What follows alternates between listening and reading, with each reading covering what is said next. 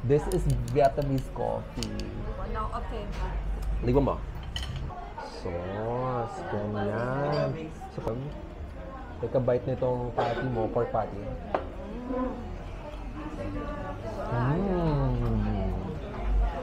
Ganon.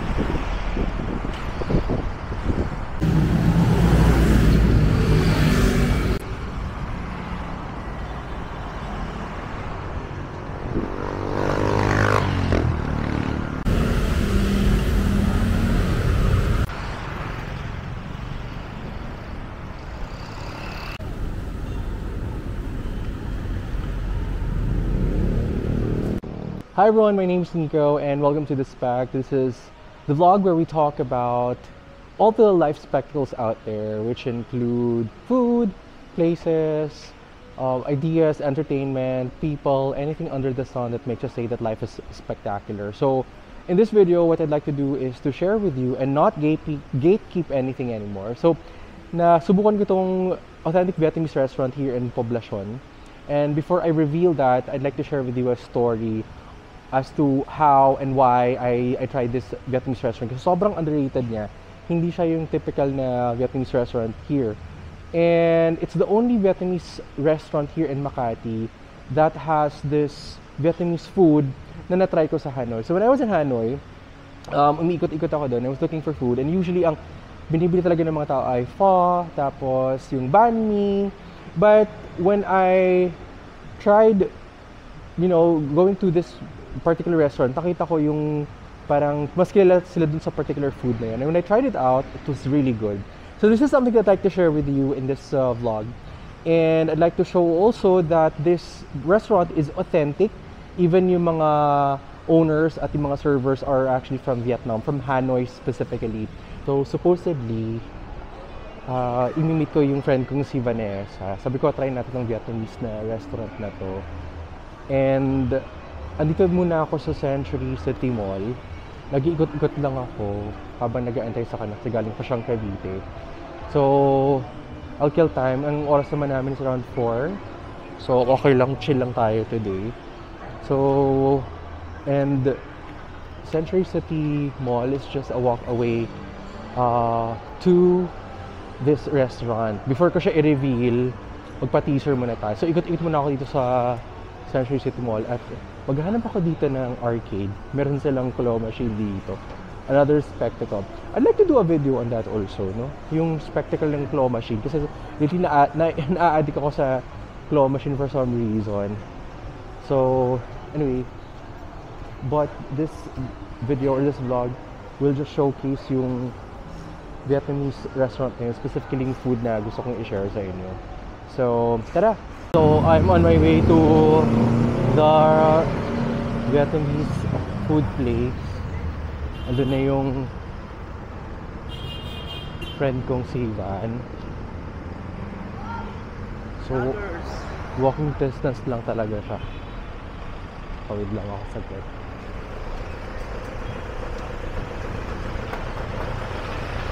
Ayan, so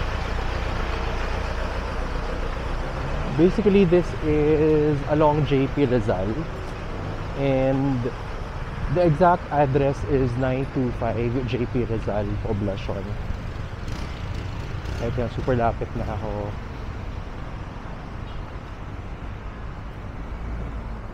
Tawid na ako, bahala kayo siya.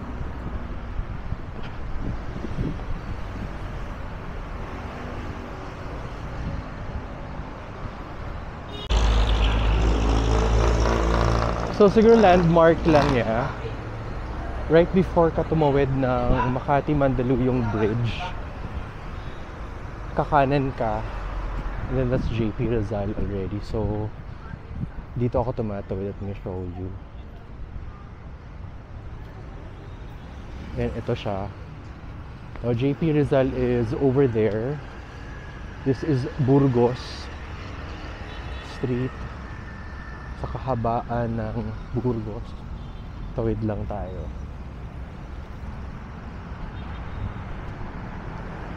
Diba, buwis buhay itong part na to eh. Very Vietnam. Very Hanoi. Ayan, super lapit na tayo.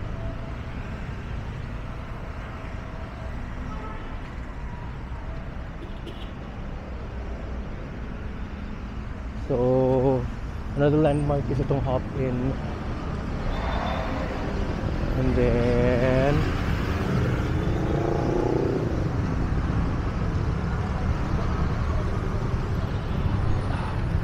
and we're here. So, ito JP Rizal na to. This is already JP Rizal. Sa kahabaan ng JP Rizal. And the name of, ito na i-reveal ko na, charot. The name of the Vietnamese food place is Hanoi Pho, Vietnamese cuisine. At pag may nakita na kayong bright yellow na kainan, yun na yun. So ito na yun siya. There! Dapat tabla sa kabilang side ako para makita. So ito siya. Hanoi, Vietnamese cuisine, 925 JP Rizal, Makati. At may pa-number pa sila doon. If we're able to capture that. Anyway, so open naman siya lagi. I think Sunday, open din siya. Mga pa-entrada tayong ganyan. Pumasok na tayo.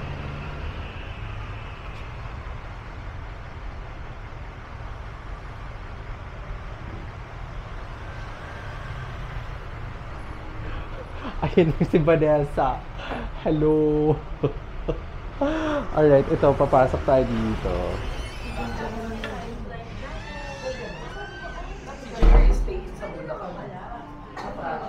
Dito talaga tayo?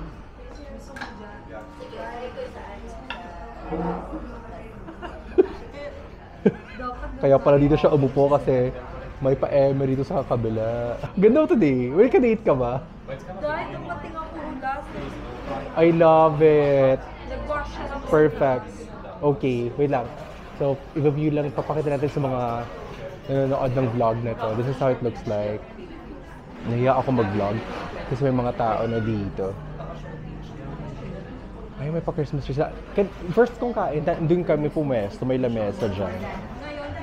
Iba-iba na. Like, dati, very low-key lang sila. And did you know na yung mga servers na at owners, Vietnamese, like they're actually from Hanoi? Oo, I think so, oo. True, at saka yung mga pasos pa nilang ito, oh. Pak. Ay, very Kim ka ng Miss Saigon today. I love it. Diba? As meron pa sila mga merch dito sa gilid. Ayan, oh. So you can buy their products, noodles, and mga seasoning. May tea pa yata sila. So yan. And then, may mga pa-memorabilia pang ganyan. Hanoi. So there. Alam ko pwede din sa taas. No? So, ito na yung sinasabi kong food na I think, I'm not so sure kung ino-offer siya or meron siya sa menu ng ibang Vietnamese restaurants sa Makati or in Manila. Pero itong bun siya. Ito yung na-try ko sa Hanoi talaga na sobrang nagulat ako na may ganun palang klaseng dish. Noodle dish siya with grilled parang pork and then may mga gulay-gulay na ganyan fresh. And then ididip mo siya sa parang manamis-namis na sour na sauce. This is only for 360 pesos. Imagine, right? Baka pwede, half pork, half chicken. Sige, ask natin. Okay, I think, sige, we can ask naman. Pero usually, best served siya na pork talaga. Pero sige, we can ask. So, ito yung ordering ko talaga.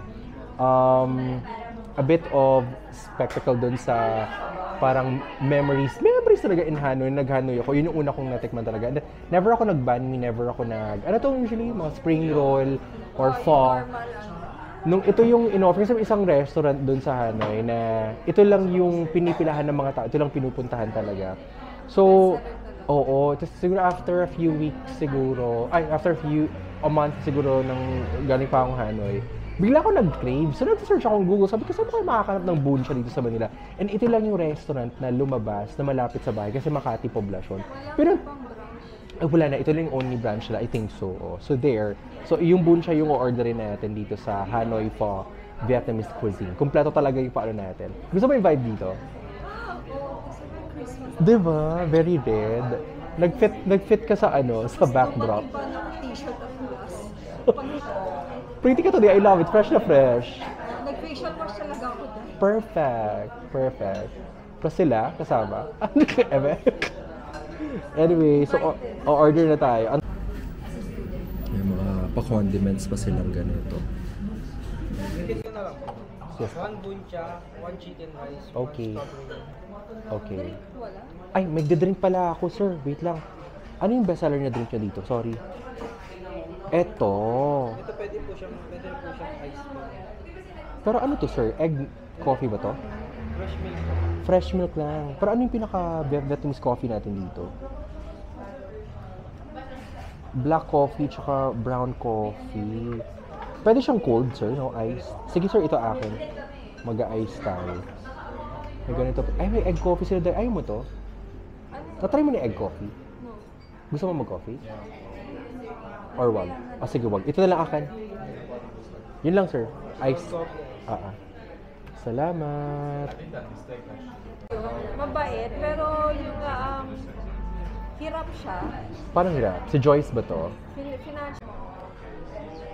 So, ito yung brown coffee nila. So, usually, ito, natikman ko na, antay ba ako ng coffee nila dito? Hindi pa yata eh.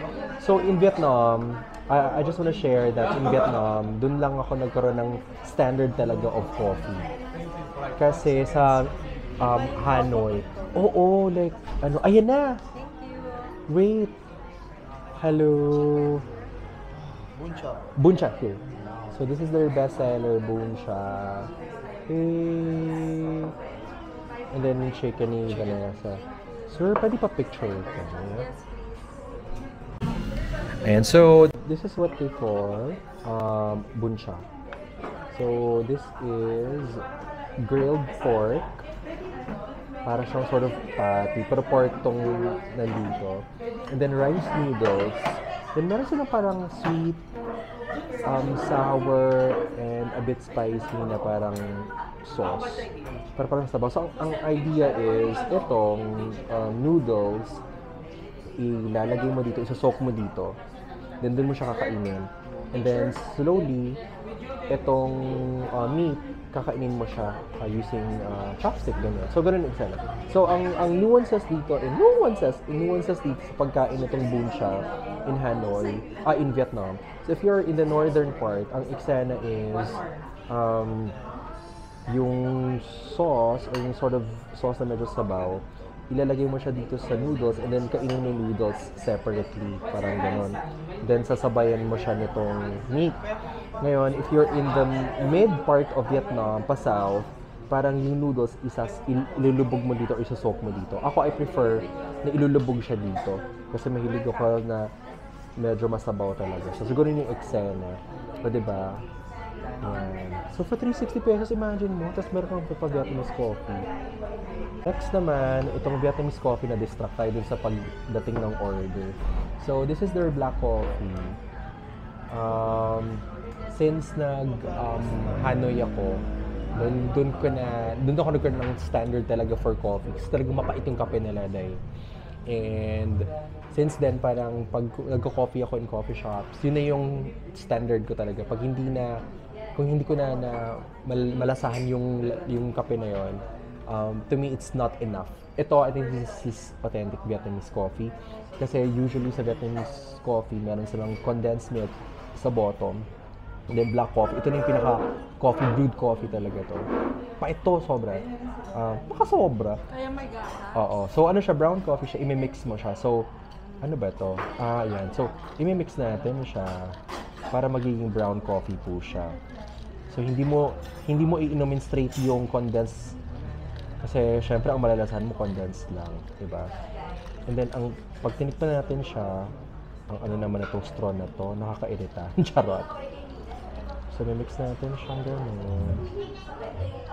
Dapat tinry natin yung egg coffee para matry mo, mama. Pero dito na tayo. Si Van nag-strawberry, kineme. Wala, bakit yung ayan. Ayan, so medyo nag-mix na siya ng maayos. And then, titikman na natin. So, ito yung full meal natin. Dito sa Hanoi. Pho, Vietnamese cuisine. Yay! And then may mga pa-condiments pa sila dito sa gilid. I think what they have is, I don't know what this is anymore. Pero buti nga meron silang nakalagay na anglicized na interpretation or translation. Translation. So pickled soy bean sauce. And then this one is chili sauce for pho. Ito for pho din to.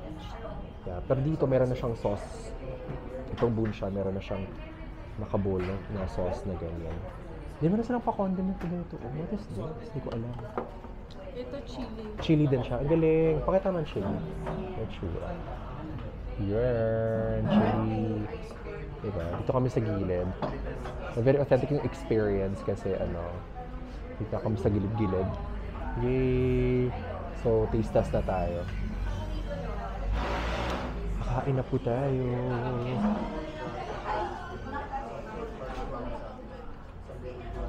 Ay, kukuha pa pala tayo ng chopsticks. Dapat i-vlog daw natin yan. So, dito yung chopsticks po.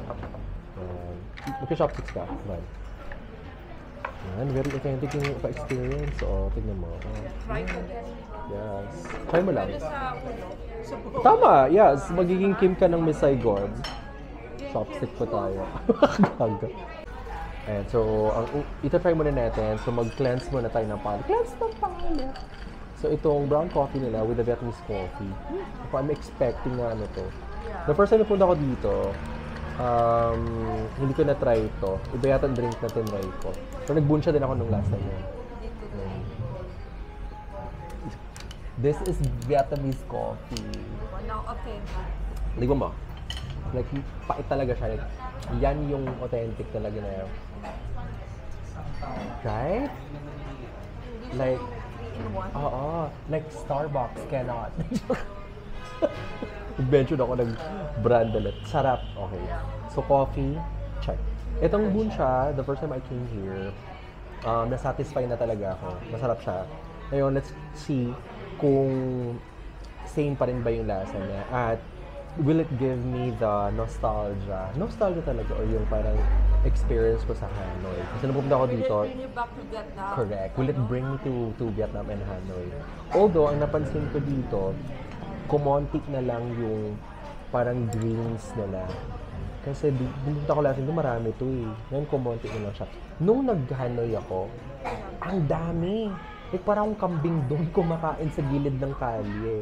But here, generous amount of rice noodles, grilled pork, and then may pa-pork, parang patty sila dito sa gilid. The-grilled din to. Ito, kumonti lang yung drink. I don't know why.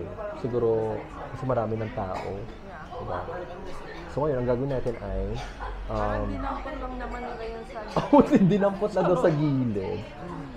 Ayan, and then, itong noodles, yun nga, sabi ko kanina, so if you are from Hanoi, nilalagay mo yung sabaw dito. Ako, ang ginagawa ko, nilulublog ko talaga siya dito sa sauce. Ganyan. So, parang nagiging noodles siya. Diba? And then, ayun mo na. No? Ang ginagawa ko dahil, sinusok ko talaga lahat para hindi siya soupy na Siya maging yung parang sotanghon. Oo, correct. Hindi siya sotanghon. Huwag kang ganun. Vietnamese bun siya. And then what you do is, with your grilled patty, nalagyan mo sa ibabaw, nalagyan mo siya ng gravy. Greenery? So that's how the locals do it. Correct. Tapos tinuruan talaga ako dun sa Hanoi kung paano siya kainin. May You know? one-on-one. Oo. This is kinchay?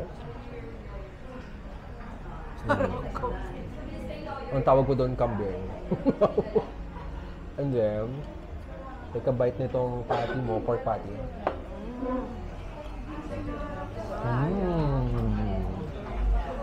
Ganon. So yan yung purpose yung... Correct.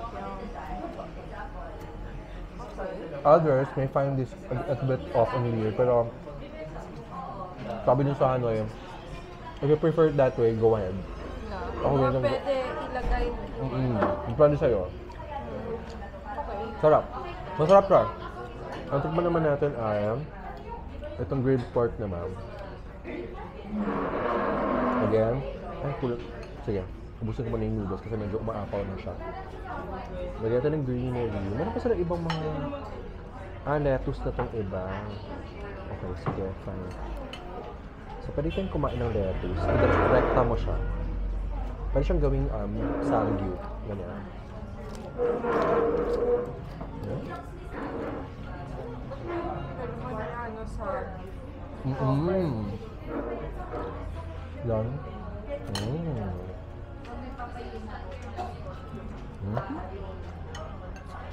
Sarap.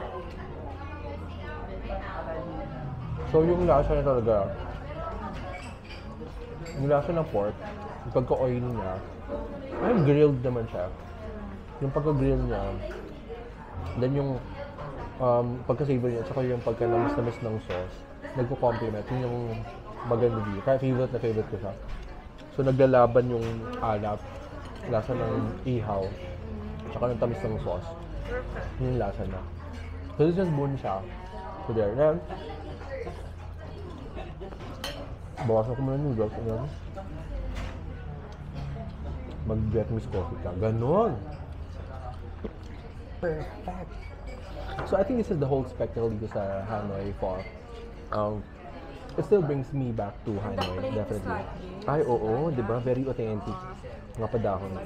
Ganito talaga eksena.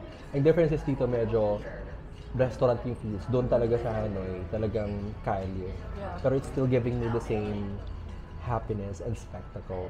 So if you wanna try out Bun Cha here in Makati, in Poblacion, go to Hanoi. Hanoi Pho Vietnamese cuisine. Dito lang siya sa 925. Ilang yung address? 95 JP Rizal, Poblacion, Near Makati. Hop-In. Malapit sa Hop-In yung pinaka-landmark na talaga. You're welcome, guys. So I think that's it. Yun lang yung i-share ko dito. Such a spectacle for me kasi akala ko hindi nila ma-maintain yung lasa, hindi nila ma-maintain yung spectacle na na-experience ko dun sa But the Hanoi. owners Vietnam. The owners are actually Vietnamese. The first time I came here, talagang nag-serve mga Vietnamese. Ngayon may mga Pinoy na silang mga servers and attendants. So, yeah, yun lang. So, thank you so much for watching. And then, Ovan, magbabay ka sa ating friends. Ano ba ba yung Vietnamese? Basta bye. Ano ba? Hindi ko alam. Bye na yung Chin chow, Vietnamese. charas. Try nyo. Oh, try nyo. Masarap din yung kinakain doon. Chicken lang to. Bye. Alright, thanks everyone. Thanks so much for watching. Do subscribe to my channel. This is The Spec. And I will share more of these spectacles in the next vlogs. Thank you. Bye.